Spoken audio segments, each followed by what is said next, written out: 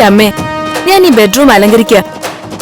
നമ്മുടെ കുടുംബത്തിലൊരു വിവാഹം നടന്നു, എന്റെ അനിയൻ നന്ദന്റെ. ആദ്യത്തെ ദിവസം അലങ്കരിച്ച് ഭംഗിയാക്കിയ മുറിയിൽ വേണം വധുവരന്മാർ കഴിയാൻ. അത് നാട്ടു നടപ്പാ. മണിയറ ഒരുക്കം. മണിയറയോ? എന്തിന്?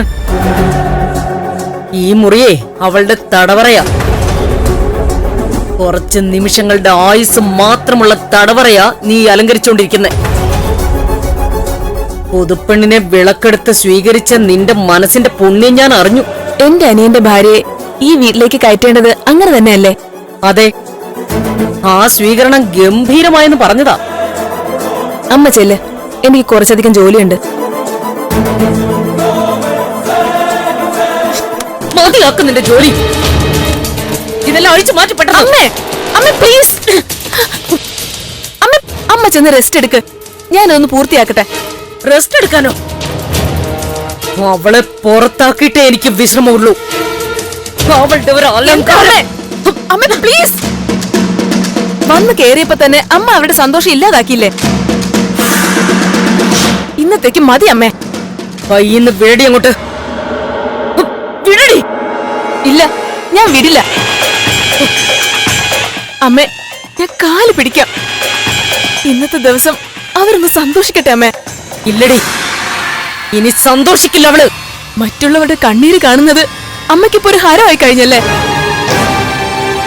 അമ്മയ്ക്ക് എങ്ങനെ ഇങ്ങനെ സാഡിസ്റ്റ് ആകാൻ കഴിയുന്നത്? നീ എന്താടി പറഞ്ഞേ?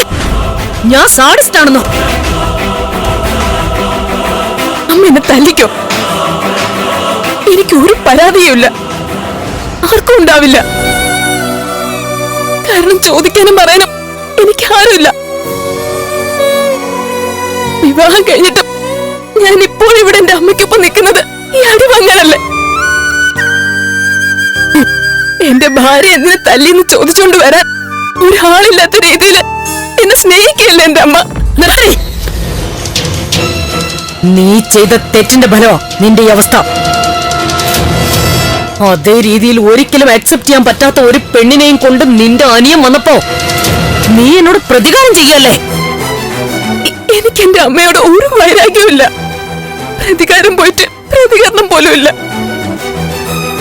പക്ഷെ നന്ദന്റെ ഭാര്യ ഇത്തരത്തിൽ എന്തെങ്കിലും ചെയ്ത അമ്മയാണെന്നൊന്നും എന്റെ അനിയൻ നോക്കില്ല.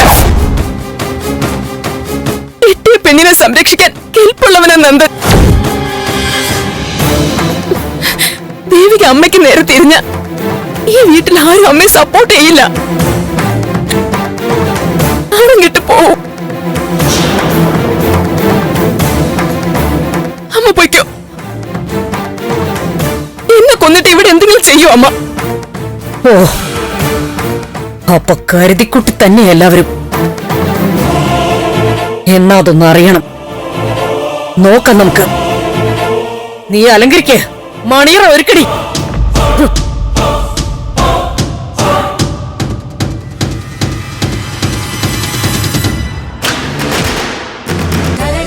ഫ്ലവേഴ്സ് 9ാം വാർഷിക നിറവിൽ